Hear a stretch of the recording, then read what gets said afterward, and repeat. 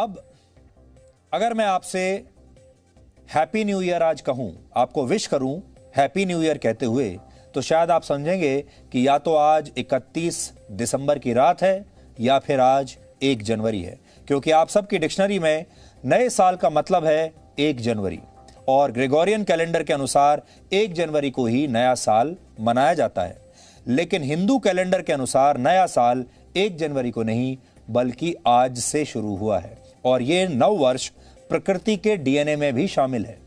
आज आप भले ही इस नव वर्ष को भूल गए हों, लेकिन प्रकृति हर साल इस नए साल को सेलिब्रेट करती है। इसलिए आज हम इस नए साल का भी आपके लिए विश्लेषण करेंगे ताकि आप अपनी जड़ों से जुड़े रहें, अपने संस्कारों से आप जुड़े रहें, सिर्फ आंख बंद करके दूसरी कल्चर और दूसरे के संस्कारों को फॉलो ना करें।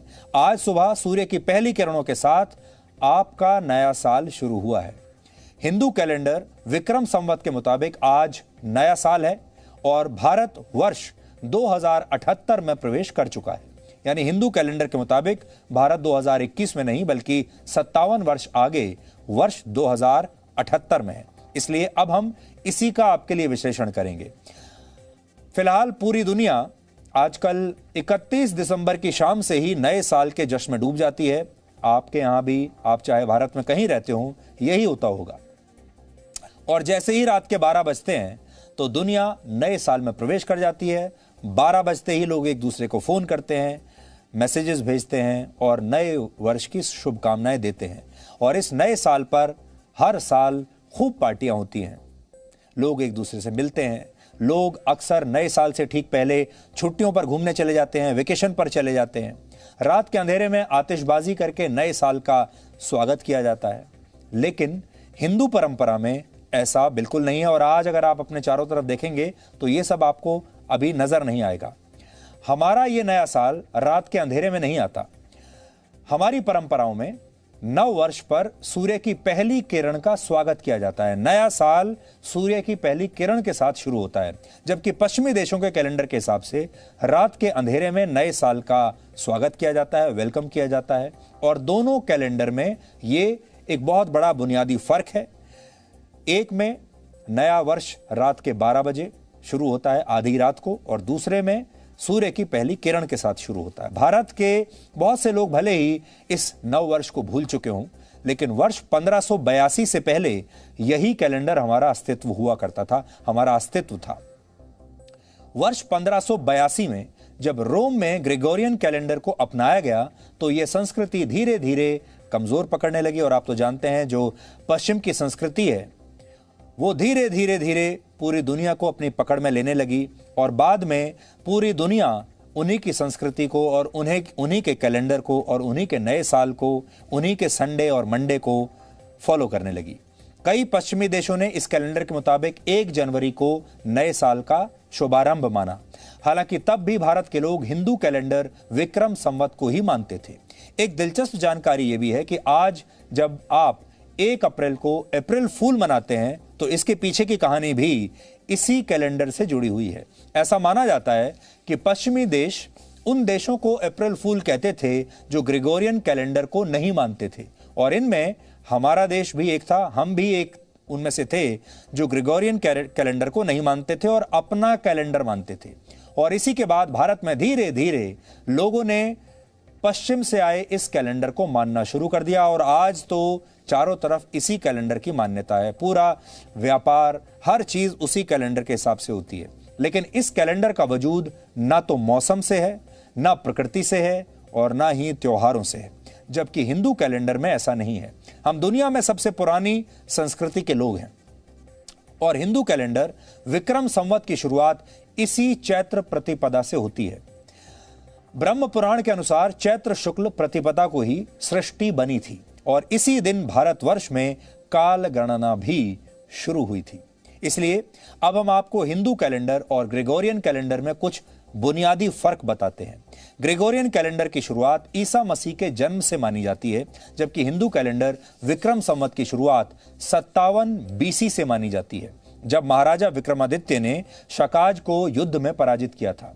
हिंदू कैलेंडर के मुताबिक भारतवर्ष वर्ष 2078 में अब प्रवेश कर चुका है, जबकि दूसरे कैलेंडर के हिसाब से आप 2021 में हैं। भारतीय कैलेंडर की गणना सूर्य और चंद्रमा के अनुसार होती है, जबकि ग्रेगोरियन कैलेंडर पृथ्वी द्वारा सूर्य की परिक्रमा के अनुसार चलता है। पृथ्वी सूर्य का एक चक्कर 365.25 दिनों में लगाती है, इसलिए साल में 365 दिन होते हैं और हर 4 साल में एक लीप ईयर होता है। ग्रेगोरियन कैलेंडर सिर्फ एक तारीख तक सीमित है। हमें यह कैलेंडर से पता चलता है कि नया साल आ गया है। सब कुछ तारीखों पर आधारित होता है। हर साल 31 दिसंबर और 1 जनवरी को ही नया वर्ष आएगा, जबकि हिंदू कैलेंडर में ऐसा नहीं है। हिंदू कैलेंडर के हिसाब से जब नव वर्ष शुरू होता है तो पूरी प्रकृति नवीनता का एहसास कराती है। पुराने पीले पत्ते पेड़ से गिरने लगते हैं और प्रकृति अपने श्रृंगार की प्रक्रिया में होती है। लाल, पीले, नीले और गुलाबी फूल आपके आसपास खिलते हैं। ऐसा लगता है कि पूरी की पूरी सृष्टि ही जैसे बिल्कुल नई हो गई है। ग्रेगोरियन कैलेंडर की शुरुआत नए साल की पार्टी से होती है और इस दौरान खूब जश्न मनाया जाता है, जबकि हिंदू नववर्ष की शुरुआत त्योहारों से होती है। हम इस दिन को त्योहारों की ऊर्जा के साथ मनाते हैं। कश्मीर में, अब पूरे भारत में इन त्योहारों को अलग अलग नाम से पुकारा जाता है। इस दिन को अलग अलग नाम से पुकारा जाता है क्योंकि हमारे यहाँ भी बहुत अलग अलग संस्कृतियां हैं। कश्मीर में इस दिन नवरोज, आंध्र प्रदेश और कर्नाटक में उगादी, महाराष्ट्र में गुड़ी पड़वा, केरल में विशु और पंजाब में बैसाखी के त्योहार के साथ ये नया साल शुरू होता है। अब आपको कुछ और जानकारी देते हैं जो आपको शायद पता नहीं होगी।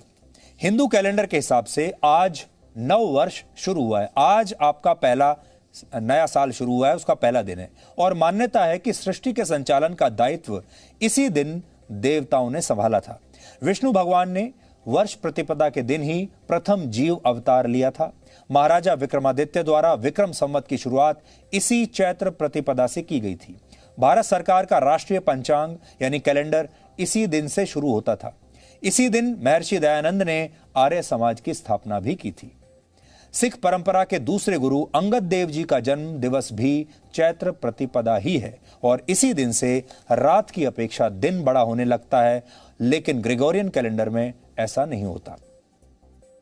आज आपको यह जानकर बहुत हैरानी होगी कि आजादी के बाद नवंबर 1952 में वैज्ञानिक और औद्योगिक परिषद द्वारा पंचांग सुधार समिति की स्थापना की गई थी और इसी समिति को यह तय करना था, ये उसकी जिम्मेदारी तय की गई थी कि हमारा ऑफिशियल कैलेंडर क्या होगा।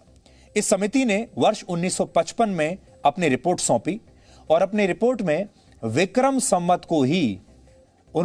संवत को भी स्वीकार करने की सिफारिश की थी, लेकिन तत्कालीन प्रधानमंत्री जवाहरलाल नेहरू के आग्रह पर ग्रेगोरियन कैलेंडर को ही सरकारी कामकाज के लिए उपयुक्त मानकर 22 मार्च 1957 को इसे राष्ट्रीय कैलेंडर के रूप में स्वीकार कर लिया गया।